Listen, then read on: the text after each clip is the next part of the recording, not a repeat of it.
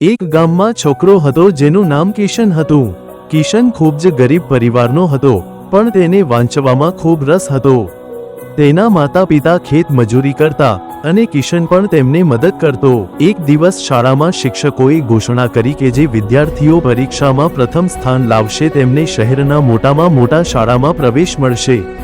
કિશને પણ આ અવસર મેળવવા મનમાં નક્કી કર્યું, પણ તેના પાસે પુસ્તકો અને નોટબુક્સ ખરીદવા માટે પૈસા નહોતા। કિશને ગામના પંડિતજી પાસે જઈને કહ્યું, પંડિતજી, હું ભણવા માંગુ છું પણ મારા પાસે પુસ્તકો માટે પૈસા નથી। પંડિતજી બોલ્યા, બેટા, શ્રદ્ધા અને મહેનતથી બધું શક્ય છે।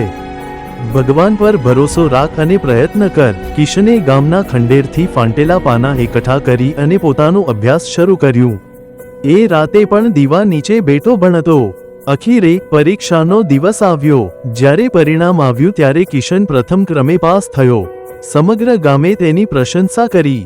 ગામના સરપંચે કિશનના ભણવાના ખર્ચ માટે મદદની જાહેરાત કરી। આ રીતે શ્રદ્ધા અને મહેનતના ચમત્કારથી કિશનનું સ્વપ્ન સાચું સાબિત થયું। શ્રદ્ધા અને મહેનત હંમેશા સફળતા લાવે છે।